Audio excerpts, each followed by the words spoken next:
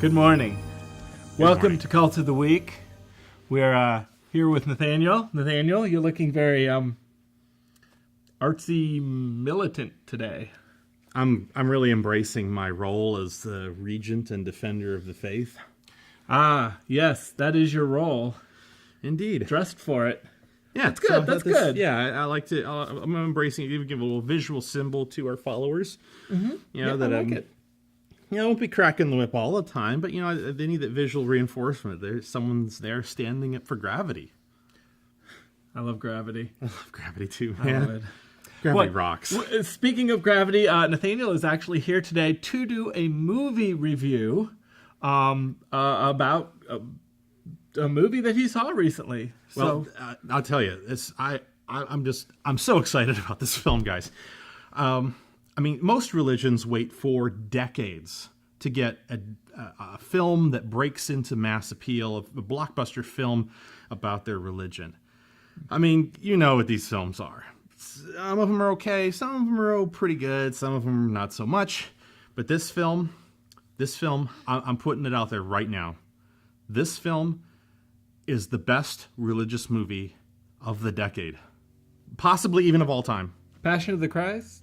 Better. Wow. Chronicles of Narnia? Way better. Ten Commandments? Oh, my goodness. Gravity. Duh. Gravity. The movie Gravity? Yeah, Sandra Bullock, More George Clooney, religious? directed by Alfonso Cuarón.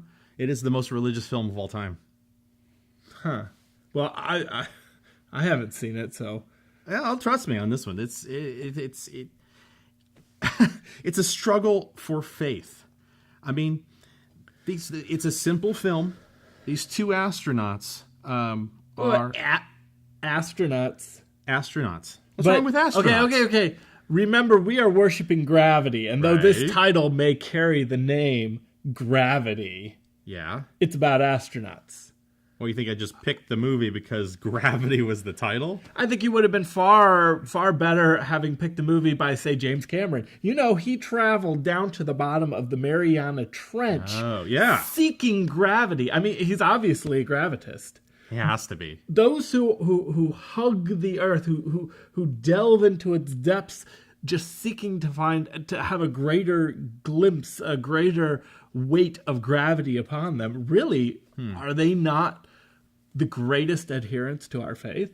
Well, I'd take issue with that. I mean, not to contradict the one true prophet, but in this movie, we see two astronauts in orbit, floating weightless. But it is a struggle for faith because they are weightless, but they're in free fall. According to physics, they are still well within the pull of Earth's gravity. If anything goes wrong, they're going to be pulled back towards Earth, burn up, and die horribly for defying gravity. That's right.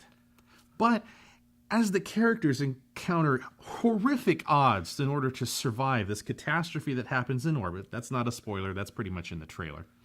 So these guys are basically sinners, is what you're saying.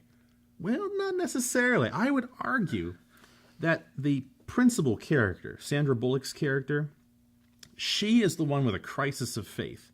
She is not an astronaut, she's a scientist, but she is unfamiliar with the workings of gravity in a free fall environment. George Clooney's character is the character of faith. He has a profound respect for the rules of gravity and how to move. Even though he doesn't feel the pull of gravity inside, he knows that it's there.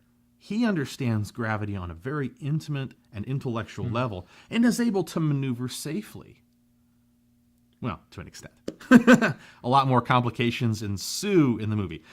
The principal struggle is with Sandra Bullock's character in trying to survive, and she gradually comes to an understanding of how free fall gravity works and what she has to do to survive, and has this great moment where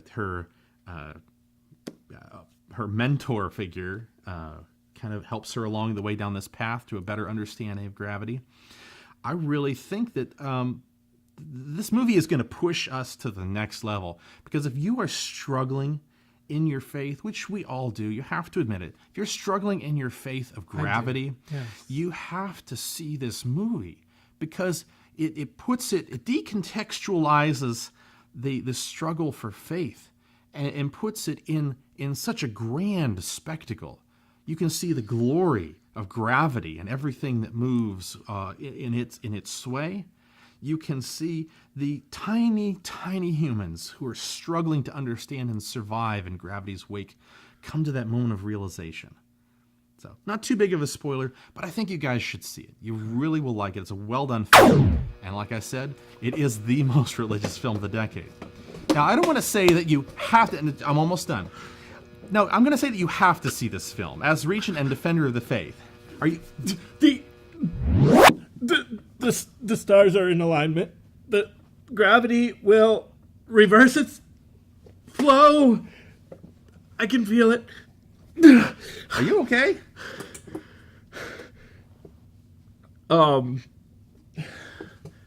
Yeah, did probably in say 35 years or something like that.